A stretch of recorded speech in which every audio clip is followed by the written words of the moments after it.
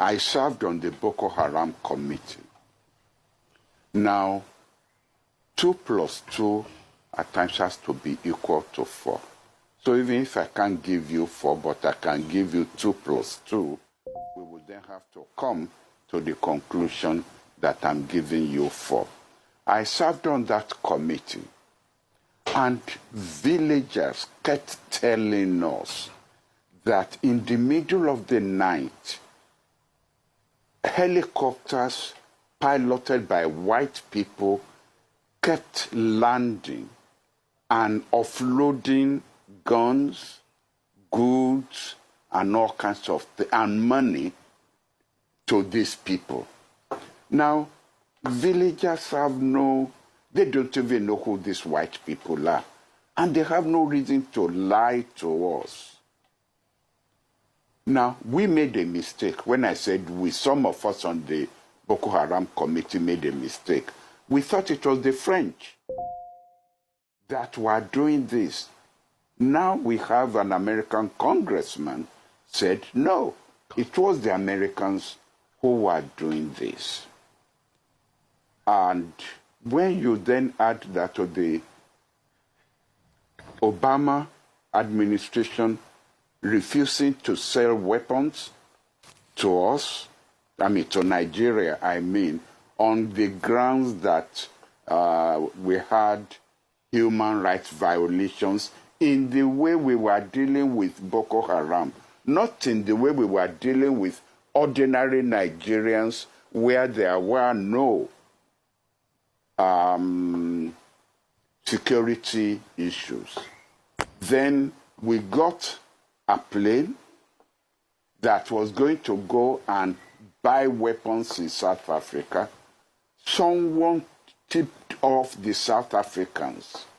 It wasn't a Nigerian who tipped off the South Africans. Who tipped off the South Africans? You have to come to a conclusion that it has to be a power that had access to information and that was able to do that. No, please, I just wanted to ask something. Did the villagers identify the people dropping the weapons as Americans? That's just all I want to ask. Did the villagers also tell you that, they were Americans, they spoke English? I just want to identify that, sir. Did the villagers also identify them as Americans? I just told you. Now, Rufai, if you are not going to listen to me, I will stop talking so you can continue doing the talking. I have said so. I said the villagers knew these were white people. And I said we who were on that committee made the mistake of thinking they were French. But now it is an American congressman who's telling us that it was the Americans who did this.